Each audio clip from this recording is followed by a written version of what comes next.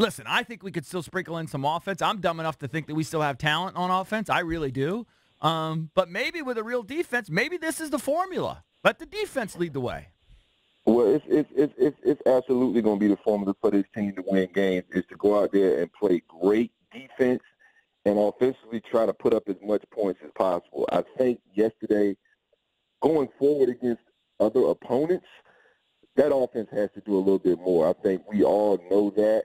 But you're right. This doesn't need to be the same kind of offense or the same kind of team that we were used to seeing with Kirk Cousins where we were in shootouts every week and the defense was struggling.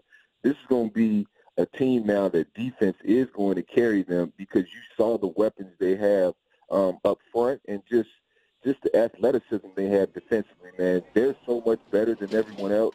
I mean, it's not even close. Right. What they did to Zeke, holding him to 33 yards, I mean, I can't confirm this. I should have looked it up, but I thought I heard his second lowest output as a pro. So yeah, you're right. It is remarkable. You're right. Yeah. Oh, yeah. I mean, Zeke was the guy that I knew, like, if we could stop him, and you got to remember what a lot of people don't seem to realize was we're saying Jacksonville has, for man, one of the best defenses the National Football League has seen in the last couple of years, right? Yeah. That's what we're saying. Mm-hmm. This Dallas offense was able to fabricate and just being Jacksonville up 40 points. Right. 40 points. Zeke ran up and down the field through them, and for us, and pretty much they had the same game plan. Dallas did, but for some reason, they just got behind. They got behind, and they found out, hey, look, man, DeRon Payne and Jonathan Allen and Matt Ioannidis and all these other guys, we're having a hard time blocking these guys. And that's what we always say. Everybody's got a game plan until they get hit in the mouth.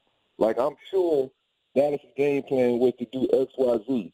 But I'm sure when they got to that sideline after the first series, they were like, hey, look, man, I don't know if we can block these dudes. And you saw that. You saw the inability to block them. You saw the outside pass rushers getting pressured because they felt like, man, we got to drop back because we can't run. It was kind of like watching, sometimes when Washington always runs the ball, you're like, man, we got to throw it. You saw it. They're like, look, we're not successful running the ball, so we got to throw it. And that wasn't the game plan, but at some point they had to adjust their game plan because our front was just too much for them. Our front linebackers were running. Guys from the secondary was running, making plays. DJ Swearinger knocked the ball out on Dak on a 4th and 1. A quarterback sneak. There's no way that's supposed to happen if you're Dallas' offense. Right. Zeke, not Zeke, but Dak, you're 245 pounds. You know what? We're not talking about that play enough. And get in there. And get in there. And for Swearinger to perfect. That was a big moment in the game that a lot of people don't talk about. Yeah, we haven't talked about it. DeAngelo, right. You have to be surprised, though. Like, this Redskins run defense specifically last year, worst in the league. For them to go from that to the second-ranked unit through 6 games, I mean, that's an amazing turnaround. I know that they've put a lot of draft capital in getting Allen and Payne there, and Ioannidis has developed. I thought they might be able to get top 15, maybe top 10. But second overall, that's pretty impressive from a young group. How much credit do you give Minuski for the improvement? Obviously, you improved personnel because of those kids, but how much do you give Greg Minuski for the improvement? I mean, I give him a lot of credit for just being able to implement that game plan. And Jim Tomsula, we heard Jonathan Allen say on the post-game show on NBC that Tom is the best coach he's ever been around. Wow. Hands down. And that's a kid coming from Alabama who's heard the kind of coaches they have down there. That means a lot. And I've been in the room with Jim Tomsula. He is energetic. He is fiery. He is passionate. He's driven. I can see what made him say that.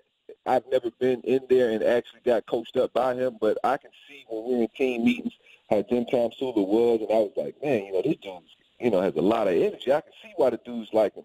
But, I mean, you're absolutely right. This team, you think about it last year. Jonathan Allen misses pretty much half the season. Ioannidis gets hurt and misses essentially half the season. You don't have Payne. Now you got all those guys back healthy. I mean, yes, Manusky is doing something right, but I tell you what, those guys too are just making it a point to not be blocked, to be fierce and be intimidating. And I told Jonathan Allen, I said, man, we as DBs, as secondary players, we always feel like we're the toughest guys on the field. And in years past, I feel like we have been the toughest guys on the field. But in order to be great, now your 300-pounders talking trash and hitting guys in the mouth, and they got to be the toughest guys on the field. And you can see that transition happening now where Jonathan Allen's been a lot more vocal. Deron Payne's talking a little bit more. You know, and those guys having come from the programs that they came from at Alabama, I mean, is no better person to learn from and no better person to understand what it takes to be great than guys who were great in college. You know what I mean? Right.